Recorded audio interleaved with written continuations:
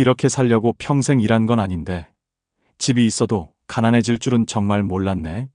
서울 강서구 방화동의 70세 김정숙님은 지난 겨울 난방비 고지서를 받아들고 한동안 말없이 서 있었다고 합니다. 자동이체로 빠져나간 병원비와 관리비, 카드값까지 더하니 그날 저녁 통장에 남은 돈은 단 8만 원이었습니다. 20년 넘게 살아온 아파트가 그대로 있었지만 정작 그녀는 따뜻하게 밥 한 끼를 먹을 여유조차 흔들리고 있었습니다. 많은 사람들은 집 한 채 있으면 노후는 버틸 수 있다고 믿습니다. 그런데 정말 그럴까요? 최근 고령층 조사에서 65세 이상 가구의 자산 중 70% 이상이 집에 묶여 있는 반면 실제 생활비로 쓸 수 있는 현금 자산은 오히려 줄어들고 있다는 결과가 나왔습니다. 자산은 늘었는데 삶은 더 팍팍해지는 아이러니한 현실. 집이 노후를 지켜주는 시대가 아니라 집 때문에 가난해지는 시대가 이미 와버린 것입니다. 김정숙님의 사례는 특별한 이야기가 아닙니다. 70대가 되면 누구나 겪을 수 있는 아주 현실적인 문제입니다. 여러분은 어떠신가요? 집 있으니까 괜찮다는 생각에 혹시 중요한 징후들을 놓치고 계시진 않나요?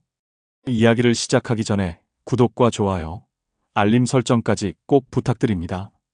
작은 클릭이지만 여러분의 노후가 더욱 단단해지길 바라는 마음입니다. 그리고 요즘 가장 부담되는 생활비 한 가지를 댓글로 적어주세요.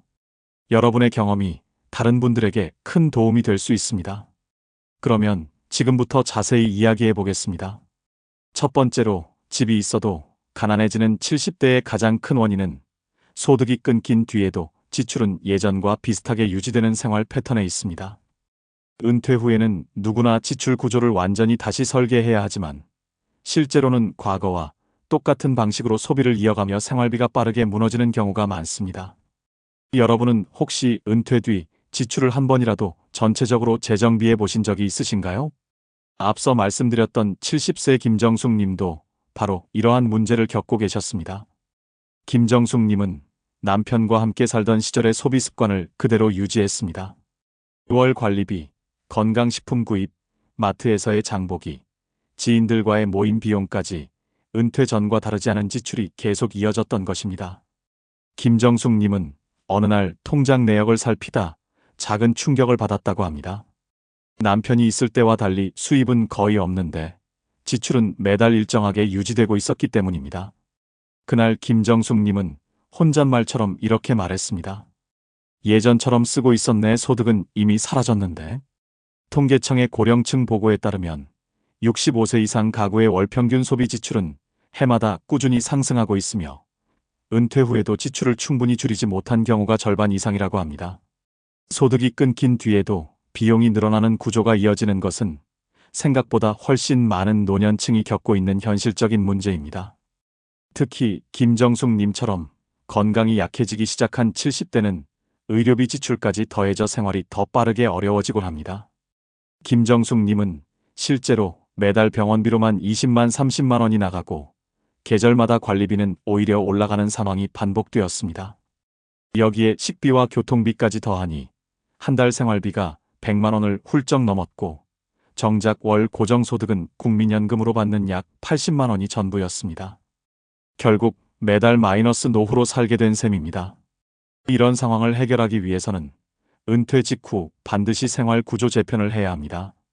가장 먼저 고정 지출부터 점검하고 매달 자동이체로 빠져나가는 항목을 세분화해야 합니다.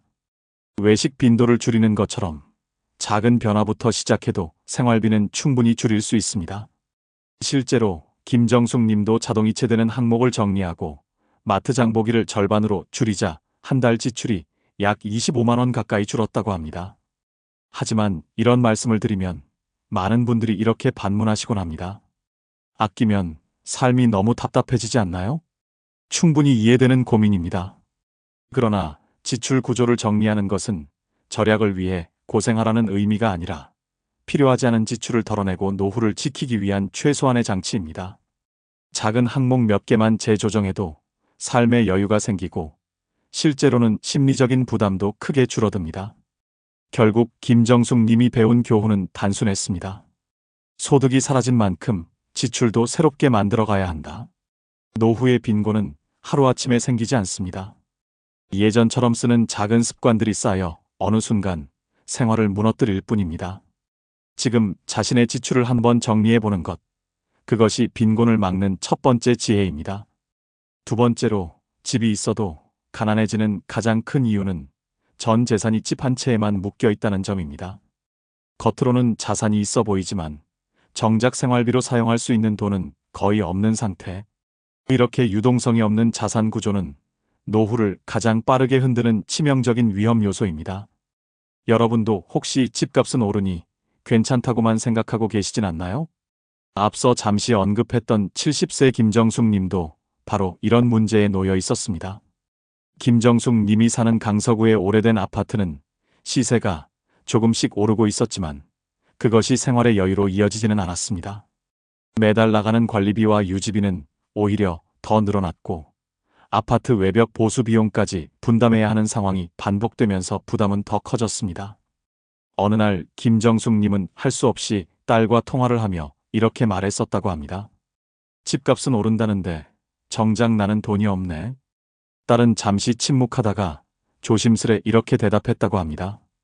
엄마, 그 집이 엄마 생활을 도와주는 건 아니니까 좀 방법을 찾아봐요. 김정숙 님은 그때 깨달았다고 합니다. 집이 자산이긴 하지만 생활을 지켜주는 현금은 아니라는 것을요. 통계청 자료에 따르면 한국 65세 이상 고령층의 자산 중 약 70% 이상이 부동산 형태로 묶여 있습니다. 반면 같은 연령대의 금융자산 비중은 OECD 국가 평균보다 크게 낮은 것으로 나타났습니다.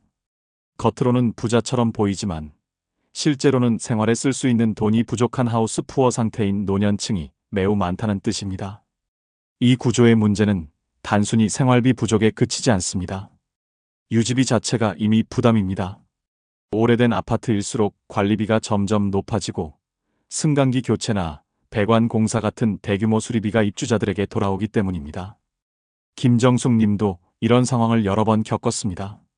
몇 년 전에는 단지 전체 배관 공사가 진행되면서 100만 원이 넘는 추가 부담금을 내야 했고 그 시기 생활은 더욱 빠듯해졌다고 합니다. 이런 문제를 해결하기 위해 할 수 있는 방법 중 하나는 부동산을 현금 흐름으로 전환하는 것입니다. 예를 들어 주택연금, 부분 임대, 전세 전환, 면적 축소 등이 있습니다. 김정숙 님도 딸의 조언을 듣고 고민 끝에 집의 방 하나를 작은 임대 형태로 활용할 수 있는 방법을 알아보기 시작했습니다. 실제로 방 한 칸 임대를 통해 월 25만에서 30만 원의 추가 소득이 생기자 생활이 한결 안정되었다고 합니다. 그 돈으로 병원비 부담을 상당 부분 해소할 수 있었다고 하셨습니다. 하지만 이런 조언을 드리면 많은 분들이 이렇게 말씀하곤 합니다. 그래도 집을 줄이거나 임대하는 건 심리적으로 너무 불편해요. 충분히 이해되는 마음입니다. 평생 살아온 공간을 바꾸는 일은 결코 쉬운 결정이 아닙니다. 그러나 한 가지 사실은 기억할 필요가 있습니다. 집은 살아가는 공간이지 지출을 만드는 짐이 되어서는 안 된다는 것. 그리고 집을 바꾼다고 해서 삶의 품위가 떨어지는 것은 아니라는 것입니다. 오히려 더 안정된 생활을 위한 현명한 선택일 때가 많습니다. 김정숙 님은 방 한 칸을 임대하면서 처음엔 불편함을 걱정했습니다. 하지만 막상 해보니 생각보다 부담이 크지 않았고 월소득이 생기자 생활의 불안이 줄어들면서 마음까지 편안해졌다고 합니다. 그제야 김정숙 님은 이런 말을 하셨습니다. 집은 그대로지만 이제는 이 집이 내 생활을 도와주고 있다는 느낌이 들어요. 이 이야기가 보여주는 교훈은 분명합니다. 집 자체가 중요한 것이 아니라 그 집이 나의 생활을 지켜줄 수 있는 구조인가가 더 중요합니다. 집은 가치가 있지만 그 가치가 삶의 여유로 변하지 않으면 결국 빈곤의 위험으로 이어집니다. 지금 내 집이 자산인지 아니면 부담인지 한번 점검해 보는 것. 그것이 노후의 빈곤을 막는 두 번째 지혜입니다. 세 번째로, 집이 있어도 가난해지는 가장 큰 원인 중 하나는 바로 의료비와 돌발 건강 비용을 지나치게 가볍게 생각하는 데 있습니다. 70대에 들어서면 병원비는 어쩔 수 없이 조금씩 나가겠지라고 쉽게 말하곤 합니다. 그러나 실제로는 예상보다 훨씬 빠르게 그리고 훨씬 큰 금액이 삶을 흔들어 놓습니다. 여러분도 혹시 아프면 병원 가면 되지라고 가볍게 생각하신 적이 있으신가요? 김정숙 님도 그랬습니다. 젊은 시절부터 크게 아픈 적이 없었기 때문에 병원비가 이렇게 부담될 줄은 전혀 몰랐다고 합니다. 그러나 70대가 되면서 혈압관절 위장 문제까지 함께 생기기 시작했고, 한 번 병원에 가면 약값과 검사비로 최소 3만 원에서 5만 원이 나가곤 했습니다. 한 달에 병원에 서너 번만 가도 20만 원이 훌쩍 넘었습니다. 그러던 어느 날 김정숙 님은 건강검진에서 추가 정밀 검사가 필요하다는 말을 들었습니다. 검사비가 18만 원이라는 이야기를 듣고 김정숙 님은 의사 앞에서 순간 아무 말도 하지 못했다고 합니다. 그날 의사가 조심스레 말했습니다. 정임님, 지금 검사하지 않으면 더 큰 비용이 들 수 있습니다. 그 말을 듣고 병원을 나오는 길에 김정숙 님은 혼잣말을 하셨다고 합니다. 건강이 이렇게 돈을 잡아먹을 줄 왜 난 미리 준비를 안 했을까? 이는 김정숙 님만의 문제가 아닙니다. 건강보험공단 자료에 따르면 70대 이상 의료비는 60대보다 약 2배 가까이 증가하며 1년 평균 본인 부담 의료비가 200만 원을 넘는 경우도 흔합니다. 특히 만성질환이 하나만 있어도 병원 방문 횟수와 약 처방이 급격히 늘어나기 때문에 의료비 부담이 생활비의 가장 큰 지출 항목으로 바뀌게 됩니다. 문제는 이 비용이 예측 불가능한 형태로 발생한다는 점입니다. 갑자기 검사비가 나오고, 갑자기 약값이 늘어나고, 갑자기 치료가 길어지는 시기입니다. 김정숙 님도 이런 돌발 지출 때문에 통장 잔고가 한 달에 두세 번씩 바닥을 보았다고 합니다. 특히 지난해 겨울 조용히 넘어졌던 날 병원 응급실 비용으로 12만 원이 나갔고, 이후 물리치료비로 한 달 동안 20만 원 가까이 지출했습니다. 이런 비용은 단 한 번의 사고로 훅 나가버리는 돈이었고, 김정숙 님은 그때 처음으로 심각함을 깨달았다고 합니다. 이 문제를 해결하기 위해서는 몇 가지 현실적인 준비가 필요합니다.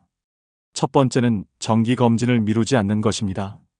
정기검진은 단순히 건강을 확인하는 절차가 아니라 큰 병의 비용을 미리 막는 가장 확실한 방법입니다. 두 번째는 의료비 예비자금을 따로 마련해 두는 것입니다. 많은 분들이 여유돈이 있어야 저축하지라고 말씀하시지만 의료비 예비자금은 큰 금액이 필요하지 않습니다. 매달 3만 5만 원씩만 묶어두어도 돌발 상황에서 큰 힘이 됩니다. 세 번째는 보험을 점검하는 것입니다. 보험을 많이 드는 것이 목적이 아니라 실제로 도움이 되는 한두 개의 보장만 제대로 갖추는 것이 훨씬 중요합니다. 물론 이런 이야기를 들으면 자연스럽게 이런 반론이 나옵니다. 병원비를 미리 준비한다고 해서 아플 일이 없어지겠어요? 그렇습니다. 병원비 준비가 병을 막지는 못합니다. 하지만 준비가 되어 있느냐 아니냐에 따라 생활이 흔들리지 않는 정도는 극명하게 달라집니다. 질병은 예측할 수 없지만 비용의 충격은 충분히 줄일 수 있습니다. 김정숙 님도 최근 의료비 예비자금을 따로 만들어 두고 난 뒤 마음이 훨씬 편해졌다고 합니다. 작게라도 준비된 돈이 있다는 사실이 심리적인 안정감을 주었고, 병원에서 검사비 이야기를 들을 때도 불안이 덜했다고 합니다.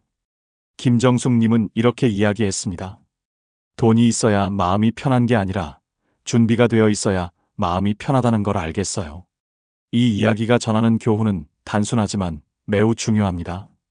노후의 건강 문제는 생각보다 빨리 오고 생각보다 오래 갑니다. 그리고 생각보다 큰 돈이 들어갑니다. 의료비를 가볍게 여기는 순간 빈곤은 빠르게 찾아옵니다. 지금 할 수 있는 준비는 아주 간단합니다. 건강을 지키는 것뿐 아니라 건강 비용을 감당할 수 있는 작은 장치를 갖춰두는 것.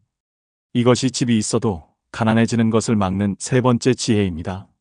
네 번째로, 집이 있어도 가난해지는 가장 흔한 원인 중 하나는 자녀와의 경제적 관계가 정리되지 않은 채 계속 이어지는 것입니다. 노년층의 빈곤은 단순히 돈이 부족해서만 생기지 않습니다. 자녀를 돕다가 지출이 커지고 반대로 생활이 어려워지면 자녀에게 기대게 되면서 심리적 재정적 부담이 동시에 커지는 경우가 많습니다. 여러분도 혹시 애들이 있으니까 괜찮겠지 또는 내가 조금만 더 도와주면 되겠지라고 생각해 본 적이 있으신가요? 김정숙 님도 이 문제에서 자유롭지 않았습니다. 김정숙 님은 자녀들을 키우며 늘 엄마니까 도와줘야지라는 마음으로 살았다고 합니다. 딸의 결혼 자금, 아들의 취업 준비 비용, 그리고 손주 용돈까지. 은퇴 이후에도 김정숙님의 통장에서는 가족을 위한 지출이 적지 않게 나갔습니다. 그러던 어느 날 아들이 전화를 걸어왔습니다. 엄마, 이번 달에 조금만 도와줄 수 있을까요? 생활비가 좀 부족해서요. 김정숙님은 순간 말문이 막혔다고 합니다. 자신도 생활비가 빠듯한 상황이었기 때문입니다. 한참을 고민하다 김정숙님은 조용히 이렇게 답했다고 합니다. 이번 달은 엄마도 형편이 좀 어려워. 미안하다. 전화를 끊고 난 뒤 김정숙님은 한참을 앉아 있었다고 합니다. 자녀를 도와주지 못했다는 미안함과 도움을 요청받을 만큼 자신이 어려워졌다는 현실이 동시에 마음을 무겁게 했다면서요. 통계청의 고령자 생활 실태 조사에 따르면 65세 이상 부모 중 약 40%가 성인 자녀에게 월 20만 원 이상의 경제적 지원을 하고 있으며 그중 상당수가 본인의 생활은 빠듯하다고 답했습니다. 반대로 경제적으로 자녀에게 의존하는 노년층도 증가하고 있습니다. 이처럼 부모와 자녀 사이의 경계 없는 경제관계는 양쪽 모두를 힘들게 하고 결국 빈곤을 심화시키는 원인이 됩니다. 이 문제를 해결하기 위해 필요한 것은 돈을 더 버는 것도 무조건 아끼는 것도 아닙니다. 가장 중요한 것은 자녀와의 경제적 경계선을 분명히 만드는 것입니다. 김정숙 님도 그 일을 작은 대화에서부터 시작했습니다. 며칠 뒤 딸과 만나 차를 마시던 자리에서 김정숙 님은 조심스럽게 말을 꺼냈다고 합니다. 이제는 엄마도 생활비 걱정을 조금씩 하게 되는 나이가 됐어. 앞으로는 내가 감당할 수 있는 만큼만 돕고 싶어. 딸은 처음엔 놀란 표정을 지었지만 이내 고개를 끄덕이며 이렇게 말했다고 합니다. 엄마도 이제 마음 편하게 사세요. 저희가 도울게요. 이 작은 대화 한 번이 김정숙 님의 삶을 바꾸기 시작했습니다. 자녀와의 경제적 관계를 차분하게 조절한 뒤 김정숙 님은 한 달 지출이 자연스럽게 줄어들었다고 합니다. 무엇보다 도와줘야 한다는 부담이 사라지자 마음의 짐이 줄어들고 생활이 훨씬 안정되었다고 말했습니다. 물론 이런 조언을 드리면 많은 분들이 이렇게 말씀하곤 합니다. 부모가 자식을 안 도우면 그게 부모인가요? 그 마음 너무나 잘 압니다. 그러나 중요한 것은 도움을 주지 말라는 것이 아닙니다. 나의 생활이 흔들리지 않는 선에서 돕는 것, 그리고 도움이 습관이 되지 않도록 선을 긋는 것. 이것이 진짜 현명한 부모의 역할입니다. 자녀도 마찬가지입니다. 부모가 삶을 안정적으로 유지할수록 자녀가 짊어져야 할 짐이 줄어듭니다. 경계 없이 돕는 것보다 서로의 삶을 지켜줄 수 있는 거리를 유지하는 것이 훨씬 오래가는 가족의 모습입니다. 김정숙 님은 지금도 이렇게 이야기합니다. 자식에게 다 내어주는 게 사랑이라고 생각했는데 내 삶을 지키는 것도 결국은 애들을 위한 길이더라. 이 이야기가 주는 교훈은 분명합니다. 노후의 경제적 안정은 자녀에게 주는 사랑의 크기와 반비례하지 않는다는 것입니다. 오히려 내 삶을 책임감 있게 지키는 것이 자녀에게 줄 수 있는 가장 큰 배려일 때가 많습니다. 지금 나와 자녀의 관계에서 지켜야 할 선은 무엇인지 한번 생각해 보는 것. 이것이 빈곤을 막는 네 번째 지혜입니다. 다섯 번째로, 집이 있어도 가난해지는 주요 원인은 바로 은퇴 이후의 현금 흐름을 연금으로 안정적으로 설계하지 않은 것에 있습니다. 70대가 되면 고정 수입이 거의 사라지는데 가장 큰 안전망이 되어야 할 연금이 부족하면 생활은 흔들릴 수밖에 없습니다. 여러분도 혹시 국민연금 정도면 어떻게든 되겠지라고 막연하게 생각해 본 적이 있으신가요? 김정숙 님 역시 은퇴 전에는 연금 문제를 깊이 고민해 본 적이 없었다고 합니다. 평생 직장을 다닌 것이 아니었기 때문에 국민연금 납입 기간이 길지 않았고 그 결과 한 달에 약 80만 원 정도만 받고 있었습니다. 당시에는 그래도 이 정도면 살겠지라고 생각했지만 막상 은퇴 후 생활비를 하나씩 계산해보니 상황이 달랐습니다. 관리비, 식비, 병원비, 교통비까지 더하면 월 100만 원은 기본이었습니다. 연금만으로는 매달 마이너스 노후가 되는 구조였던 것입니다. 김정숙 님은 어느 날 연금 수령일에 통장에 찍힌 금액을 바라보다가 씁쓸하게 웃으며 이렇게 말했습니다. 연금 들어와도 빠져나갈 게 더 많네. 이래서야 어떻게 살아갈까? 통계청 조사에 따르면 65세 이상 고령자의 월 평균 국민연금 수령액은 약 70만 원대, 부부 기준으로도 150만 원 안팎입니다. 하지만 같은 조사에서 고령층의 필수 지출 평균은 약 140만 원에서 170만 원으로 나타났습니다. 즉, 연금만으로는 기본 생활을 충당하기 어려운 구조가 이미 고착화되어 있다는 뜻입니다. 특히 국민연금 가입 기간이 짧거나 단절된 경우 실제 수령액은 더 낮아집니다. 김정숙 님도 연금 부족 문제 때문에 병원비 한 번 나가면 생활이 크게 흔들렸고 예기치 못한 지출이 발생할 때마다 이번 달은 어떻게 메우나라는 걱정이 먼저 들었다고 합니다. 이 문제를 해결하기 위해 필요한 것은 돈을 더 벌어라가 아닙니다. 은퇴 후에는 오히려 중요한 것이 현금 흐름 재설계입니다. 김정숙 님도 이 작업을 늦었지만 시작했습니다. 국민연금 외에 받을 수 있는 소규모 기초연금 확인, 주택을 활용한 월세 소득 가능성 탐색, 불필요한 보험 정리, 고정지출 재편 등 작은 변화부터 차근차근 진행했습니다. 그 과정에서 놀라운 사실을 발견했다고 합니다. 지출을 재정비하고 집의 한 공간을 활용해 매달 20만 원 정도의 추가 소득이 생기자 삶이 훨씬 안정되기 시작한 것입니다. 하지만 이런 이야기를 들으면 많은 분들이 이렇게 반문하곤 합니다. 이 나이에 뭘 더 설계해요? 이미 늦은 거 아닌가요? 절대 그렇지 않습니다. 중요한 건 큰 변화를 만드는 것이 아니라 지금의 현금 흐름을 덜 흔들리게 만드는 것입니다.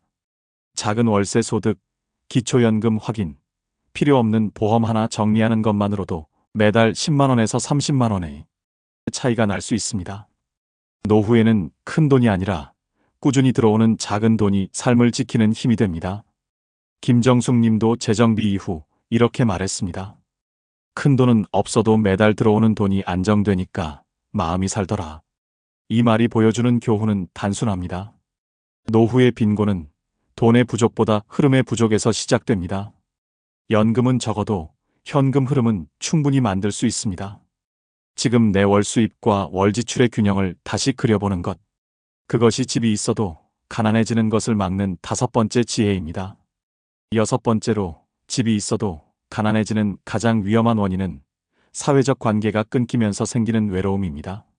사람들은 흔히 외로움이 마음만 힘들게 한다고 생각하지만 실제로는 외로움이 소비를 늘리고 생활을 무너뜨리는 큰 원인이 됩니다. 여러분은 혹시 사람 만날 기력이 없다라고 느껴지는 순간이 점점 많아지고 있지 않으신가요? 김정숙 님 역시 남편이 세상을 떠난 이후 서서히 사람들과의 만남이 줄어들었습니다. 예전에는 시장도 자주 가고 아파트에서 이웃들과 잠시 이야기 나누는 시간이 즐거웠지만 어느 순간부터는 밖에 나가는 일이 귀찮아졌다고 합니다. 김정숙 님은 이렇게 말했습니다.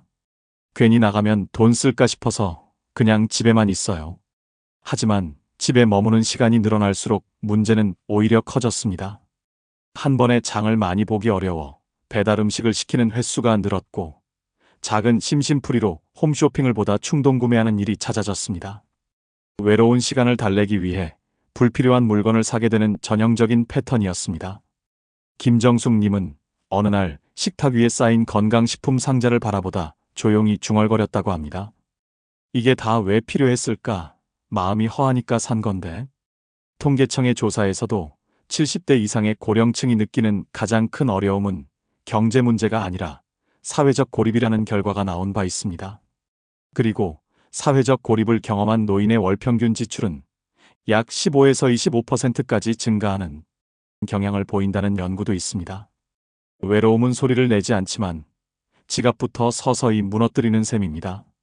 김정숙 님도 사람들과의 연결이 끊어진 뒤 지출이 자연스럽게 늘어났고 특히 충동적인 소비를 막지 못해 월 생활비가 10만 원에서 15만 원 정도 더 들기 시작했습니다. 김정숙 님은 이렇게 말했습니다. 사람이 마음이 외로우면 돈이 새는 줄도 모르고 쓰게 되더라고요. 이 문제를 해결하기 위해 가장 중요한 것은 거창한 인간관계를 만드는 것이 아닙니다. 일상 속에서 작은 연결을 회복하는 것입니다. 김정숙 님도 처음에는 용기가 나지 않았지만 동네 복지관에서 운영하는 간단한 스트레칭 프로그램에 참여하기로 했습니다. 처음 가는 날, 그는 집 문을 나서기 전까지도 괜히 갔다가 어색하면 어떡하지라고 고민했다고 합니다. 하지만 그날 돌아오는 길에 김정숙 님의 표정은 달라져 있었습니다. 수업에서 만난 몇몇 분들과 인사를 나누었고 다음 주에 다시 보자는 약속도 했습니다. 집으로 돌아오면서 김정숙님은 오랜만에 이런 생각을 했다고 합니다. 사람이 좋구나. 그냥 누군가랑 얘기하는 게 좋구나. 이 작은 변화는 소비에도 영향을 주었습니다. 외로움이 줄어들자 불필요한 지출도 자연스럽게 줄었고 배달 음식 대신 함께 마트에 가는 기회가 생기면서 식비도 크게 절약되었습니다. 실제로 한 달 소비가 약 10만 원 정도 줄어드는 효과가 있었다고 합니다. 무엇보다도 마음이 안정되자 충동 소비가 크게 줄었다는 점이 김정숙 님에게 가장 큰 변화였습니다. 하지만 많은 분들은 이렇게 말하곤 합니다. 나이가 드니 새로 사람 만나는 게 더 어려워요. 정말 맞는 말입니다. 새로운 인맥을 만드는 것은 쉽지 않습니다. 그러나 노년의 인간관계는 넓고 깊게가 아니라 좁고 편안하게가 훨씬 중요합니다. 딱 한 사람만 있어도 좋습니다. 자주 보지 않아도 괜찮습니다. 단지 일주일에 한 번이라도 짧은 인사를 나눌 사람이 있다는 것이 삶의 균형을 지켜줍니다. 김정숙 님은 그 이후로 생활이 훨씬 가벼워졌다고 합니다. 관계가 다시 이어지자 우울감도 줄었고 소비도 조절되며 마음의 여유가 생겼습니다. 김정숙 님은 이렇게 말했습니다. 혼자는 괜찮아 보이지만 오래되면 괜찮지 않아요. 나를 살아있게 하는 건 결국 사람과의 연결이더라고요. 이 말은 노후를 지키는 중요한 교훈을 담고 있습니다. 빈곤은 돈 때문에 시작되는 것만이 아니라 관계가 끊기면서 시작되는 경우가 훨씬 더 많다는 사실입니다. 작은 연결이 작은 소비를 막고 작은 대화가 큰 외로움을 막습니다. 지금 내 삶에 연결된 사람이 있는지, 자연스럽게 인사 나눌 공간이 있는지 한번 돌아보는 것. 이것이 집이 있어도 가난해지는 것을 막는 6번째 지혜입니다. 7번째로, 집이 있어도 가난해지는 가장 무서운 이유는 나이가 들수록 판단력이 느려지고 그 틈을 노리는 다양한 사기와 위험한 투자 제안에 쉽게 노출된다는 점입니다. 나는 절대 안 속는다라고 생각하는 분들도 많지만 실제 피해 사례를 들여다보면 대부분 평범한 분들이 겪는 매우 현실적인 문제입니다. 여러분도 혹시 전화 한 통, 문자 한 줄에 잠시라도 마음이 흔들렸던 경험이 있으신가요? 70세 김정숙 님도 이런 위험을 한번 경험한 적이 있습니다. 어느 날 모르는 번호로 전화가 한 통 걸려왔습니다. 상대방은 마치 오래 알고 지낸 사람처럼 자연스럽게 말문을 열었습니다. 정임 어르신, 이번 달부터 어르신도 고령자 특별지원금 대상이 되셨어요. 계좌 인증만 하시면 바로 지급됩니다. 김정숙 님은 처음엔 의심했지만 상대의 말투가 너무도 친절했고 지원금이라는 말에 잠시 마음이 흔들렸다고 합니다. 생활비가 늘 빠듯한 상황에서 혹시 정말 받을 수 있는 혜택인가? 라는 생각이 스치자 손이 잠시 떨리며 지갑을 찾던 순간도 있었다고 합니다. 다행히도 문자로 온 링크가 어딘가 수상해 보였고 딸에게 바로 전화를 걸어 확인하면서 피해를 피할 수 있었습니다. 딸은 통화 내내 걱정 어린 목소리로 이렇게 말했습니다. 엄마, 요즘 이런 전화 정말 많아요. 모르는 링크는 절대 누르면 안 돼요. 이 사건 이후 김정숙 님은 스스로도 놀랐다고 합니다. 나는 이런데 안 속을 줄 알았는데 순간적으로 판단이 흐려졌어요. 이 말에는 70대가 되면 누구나 겪게 되는 현실이 담겨 있습니다. 실제로 한국인터넷진흥원 KISA의 조사에 따르면 보이스피싱 피해자의 절반 이상이 60대 이상이며 투자 사기 피해 역시 60대 70대 비율이 해마다 증가하고 있습니다. 이유는 단순합니다. 외로움, 생활비 압박, 판단력 저하, 그리고 친절을 가장한 접근. 이 네 가지가 동시에 작용하면 누구나 피해자가 될 수 있습니다. 사기는 어리석은 사람이 당하는 것이 아니라 누구나 순간적으로 흔들릴 때 들어오는 것입니다. 김정숙 님도 그 일을 겪은 후 자신이 얼마나 위험한 상황에 놓여 있었는지 깨달았고 그 뒤로는 전화가 오면 가장 먼저 딸에게 확인하는 습관을 들였습니다. 그 한 번의 사건 이후 김정숙 님은 스스로에게 이렇게 말했다고 합니다. 돈을 잃는 건 다시 벌 수 없지만 판단을 잃는 건 더 무섭구나. 이 문제를 막기 위한 방법은 생각보다 단순합니다. 첫 번째는 아무리 급한 내용이라도 잠시 멈추기입니다. 사기꾼의 특징은 항상 급하게 몰아붙인다는 것입니다. 지금 인증해야 혜택 지급됩니다. 지금 안 하면 계좌가 정지됩니다 같은 문장은 100% 의심해야 합니다. 두 번째는 먼저 가족에게 확인하기 규칙을 만드는 것입니다. 김정숙 님도 이 규칙 하나로 인생이 달라졌습니다. 전화가 오거나 문자 링크를 받으면 무조건 딸에게 사진을 보내 확인하는 습관을 들인 뒤부터 마음이 훨씬 편해졌다고 합니다. 세 번째는 투자 수익 관련 제안은 모두 거절하는 것입니다. 70대 이후에는 수익을 위한 투자가 아니라 손실을 막는 안전이 더 중요합니다. 고수익을 약속하는 사람은 무조건 피하는 것이 안전합니다. 하지만 이런 조언을 들으면 종종 이런 반론이 나옵니다. 나는 아직 정신 멀쩡해. 내가 어떻게 속아요? 그 말 속에는 자존심과 자신감이 담겨 있습니다. 하지만 사기는 지능을 겨루는 게임이 아닙니다. 사기꾼은 순진함을 노리는 것이 아니라 순간의 빈틈을 노립니다.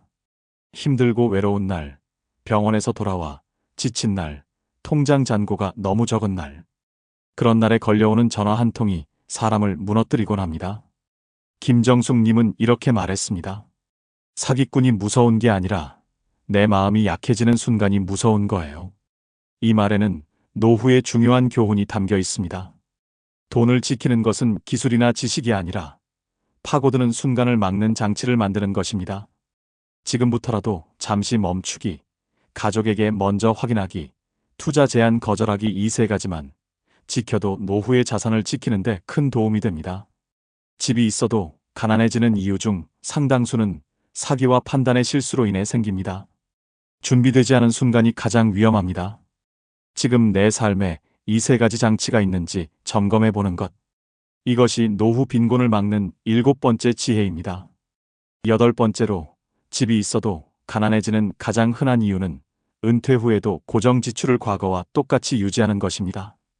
노년의 가계가 급격히 무너지는 이유는 대부분 큰 지출 때문이 아니라 매달 묵묵히 빠져나가는 작지만 반복되는 고정 지출 때문입니다.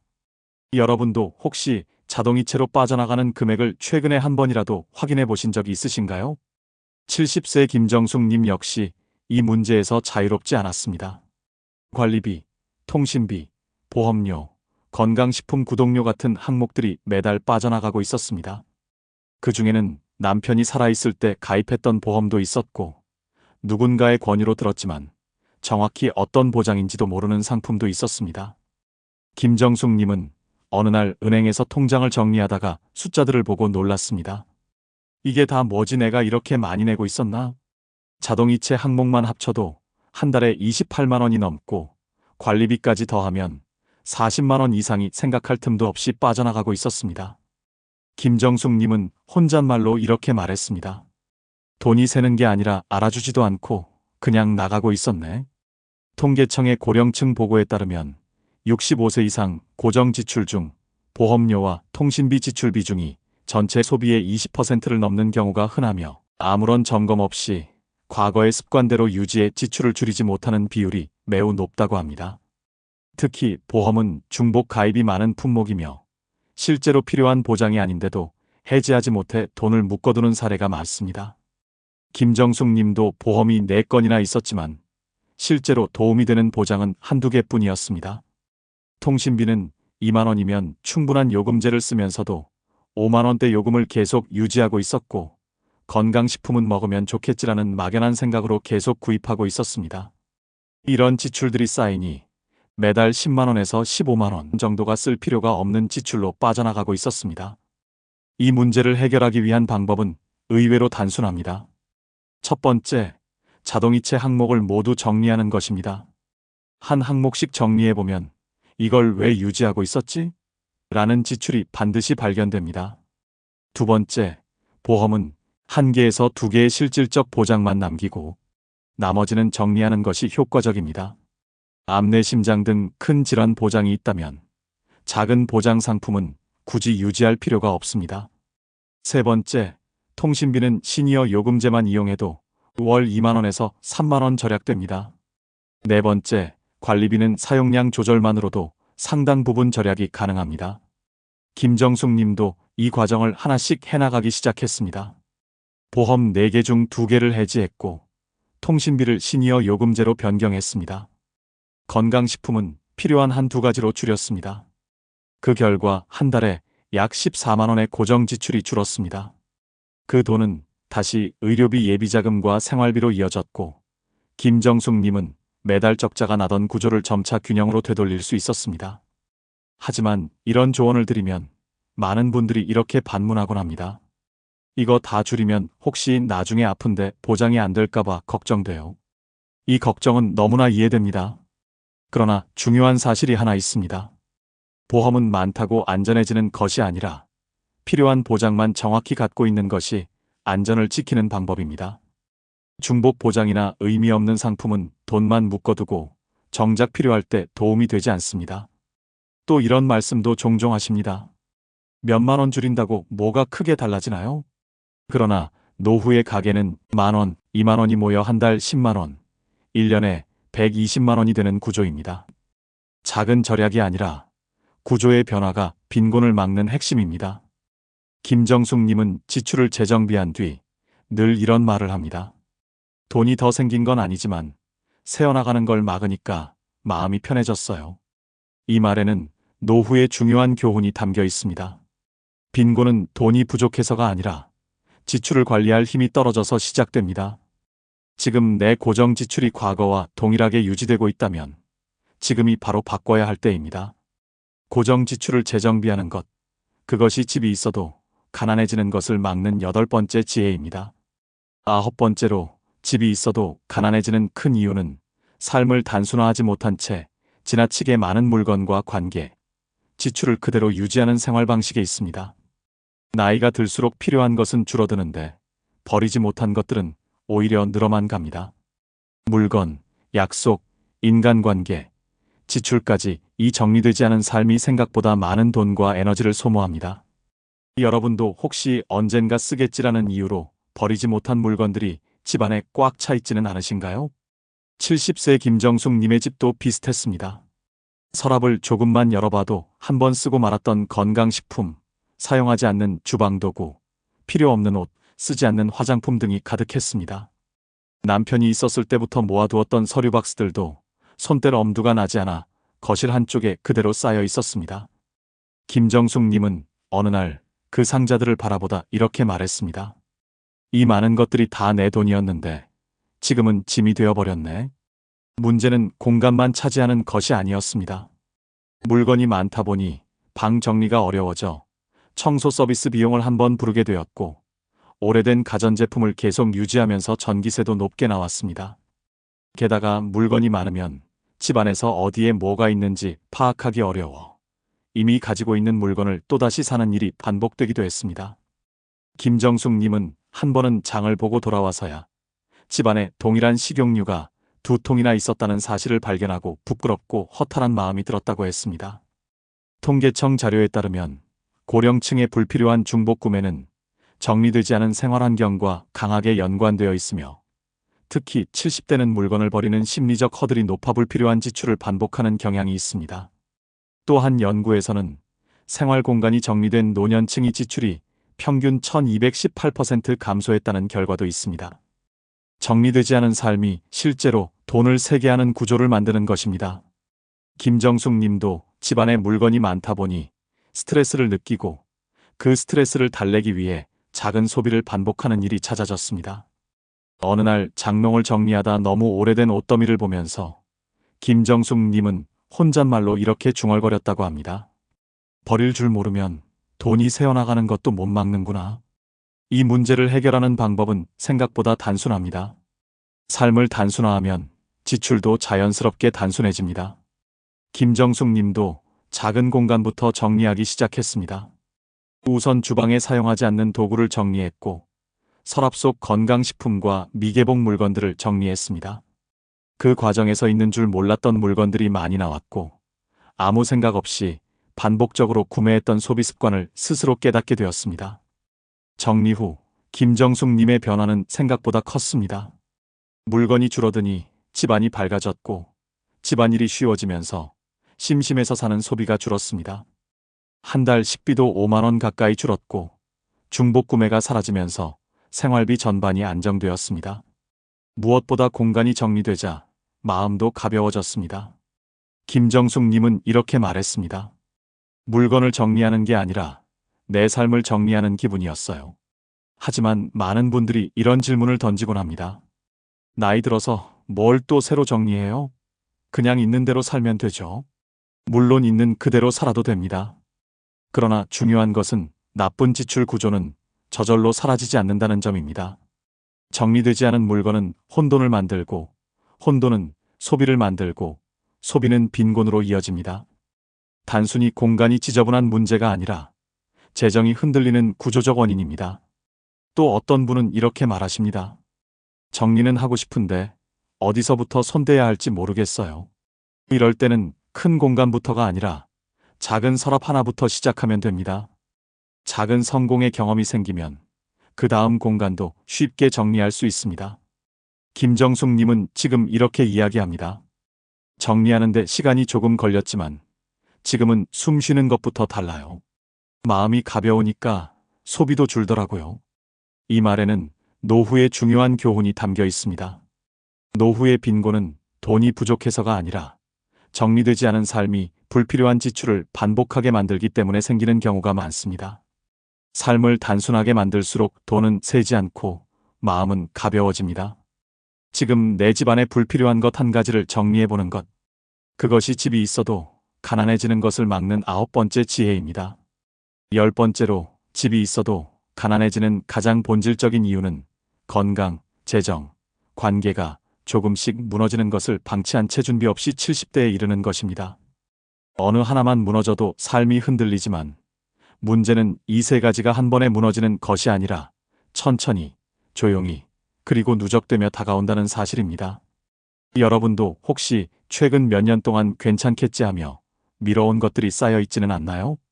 70세 김정숙님의 삶을 돌아보면 이 누적 효과가 아주 선명하게 보입니다. 김정숙님에게 갑작스러운 큰 사건이 있었던 것은 아닙니다. 병원비가 한 달 3만 원 늘었고, 관리비가 조금 오르고, 외로움에 배달 음식을 두세 번 더 시키고, 오래된 물건을 버리지 못해 중복 구매가 생기고, 자녀를 도와주며 지출이 조금씩 커지고, 이 모든 일이 한 번에 터진 것이 아니라 몇 년에 걸쳐 서서히 쌓여가며 김정숙 님의 삶을 압박해온 것입니다. 어느 날 김정숙 님은 통장 정리를 하다가 이런 말을 했습니다. 언제 이렇게까지 된 걸까? 큰일이 난 줄도 모르고 조금씩 밀려온 거였네. 이 말 속에는 많은 70대가 공감할 현실이 담겨 있습니다. 가난은 한순간에 생기지 않습니다. 준비를 미루는 작은 선택들이 모여 어느 순간 감당할 수 없는 시기가 찾아올 뿐입니다. 실제로 고령층 보고서에서도 노후의 빈곤에 빠지는 원인은 특정 사건이 아니라 건강 악화, 현금 부족, 사회적 고립, 이 세 가지가 순차적으로 또는 동시에 진행되며 누적되는 경우가 70% 이상이라고 나타납니다. 즉, 한 가지 문제가 다른 문제를 끌어당기며 삶 전체를 흔드는 구조로 발전하는 것입니다. 김정숙 님도 마찬가지였습니다. 건강이 나빠지니 병원비가 늘었고, 병원비가 늘면서 생활비가 부족해졌고, 돈이 빠듯하니 외부 활동이 줄어들었고, 활동이 줄어드니 외로워져 충동 소비가 늘어났습니다. 관계가 줄어드니 사기성 전화에 흔들리고, 지출이 늘어나니 연금 부족이 체감되기 시작했습니다. 이 모든 문제는 따로 존재하는 것이 아니라 서로 연결된 하나의 흐름이었습니다. 이 누적된 흐름을 끊는 방법은 의외로 단순합니다. 하나씩 아주 작게, 그러나 꾸준하게 준비하는 것입니다. 김정숙 님은 처음엔 이런 말에 크게 감흥이 없었다고 합니다. 뭘 이제 와서 준비해?